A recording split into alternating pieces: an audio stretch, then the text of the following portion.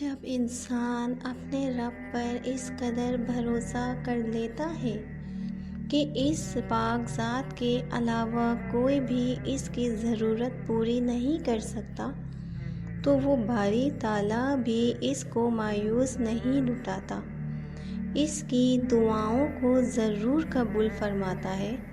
اور ہمارا یہ بھروسہ ہی ہمارا ایمان ہے۔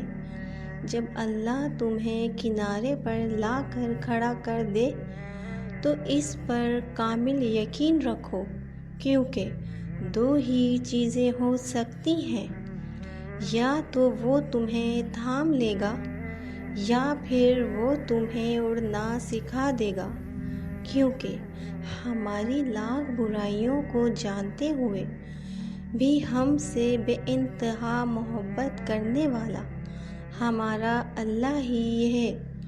وہ ہر ناممکن کو ممکن کرنے پر قادر ہے۔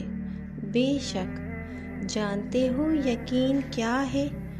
جب انسان بری طرح ہار جائے اور دل سے ایک آواز آئے، کوئی بات نہیں، اللہ ہے نا۔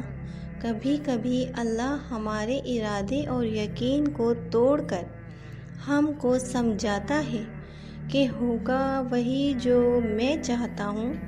اگر انسان اللہ پر بھروسہ کرے تو وہ پہاڑ کو بھی ہلا سکتا ہے۔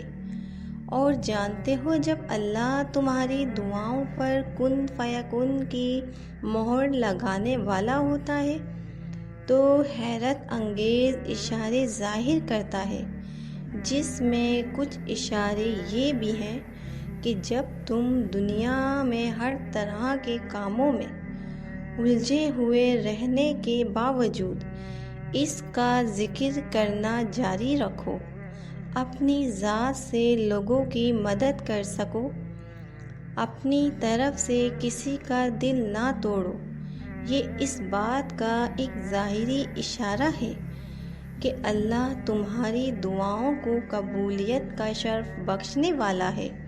اللہ تعالیٰ قرآن پاک میں خود فرماتا ہے، لوگو اللہ پاک سے عاجزی سے اور چپکے چپکے دعائیں مانگا کرو، اور اللہ سے خوف رکھتے ہوئے اور امید رکھ کر دعائیں مانگتے رہنا، اور کچھ شک نہیں اللہ کی رحمت نیکی کرنے والوں کے قریب ہے۔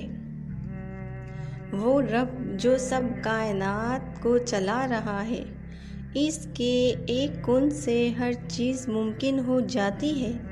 سورج ڈھل کے چاند اور تارے آتے ہیں، ایک موسم سے دوسرے موسم تبدیل ہو جاتے ہیں، نئے پھل اور پھول آتے ہیں۔